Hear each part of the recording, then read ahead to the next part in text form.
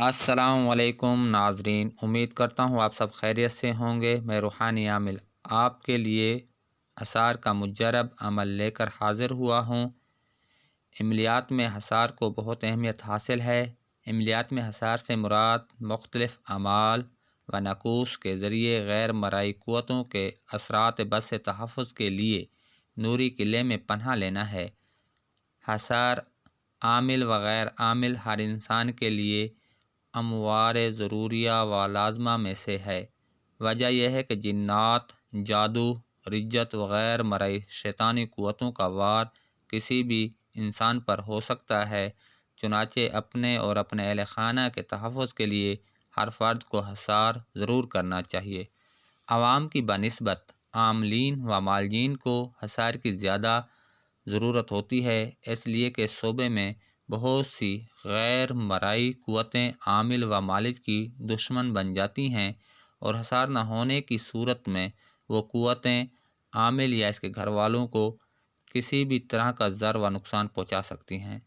یوں ہی دوران چلا عامل کا مضبوط حصار ہونا چاہیے، بالخصوص باموکل اعمال میں مضبوط حصار کا ہونا انتہائی ضروری ہے، بصورت دیگر عامل کے رجت و نقصان شدیدہ میں مبتلا ہونے کا قوی اندیشہ ہے۔ حصار کی دو اقسام ہیں: وقتی حصار، دائمی حصار۔ وقتی حصار مخصوص اعمال کے ذریعے کیا جانے والا یہ حصار ایک محدود وقت تک قائم رہتا ہے، پھر اس کا اثر ختم ہو جاتا ہے۔ دائمی حصار یہ حصار محدود مدت کے لیے نہیں ہوتا، بلکہ اس کا اثر تا دم حیات ہوتا ہے۔ عموماً یہ حصار نقص تعویذ کے ذریعے ہوتا ہے۔ حصار بندی جان و مال کی حفاظت۔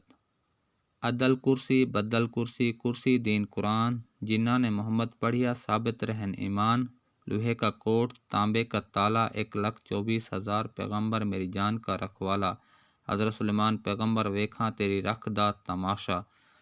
7 بار پڑھ کر اپنے اوپر دم کریں اور کلمہ شہادت کی انگلی پر دم کر کے اپنے چاروں طرف گھمائیں۔ انشاءاللہ ہر قسم کی حفاظت اللہ تعالیٰ فرمائیں گے۔ اللہ پاک ہم سب مسلمانوں کو اپنے حفظ و امان میں رکھے، آمین۔ اب مجھے اجازت دیں، اگلی ویڈیو تک کے لیے اللہ حافظ۔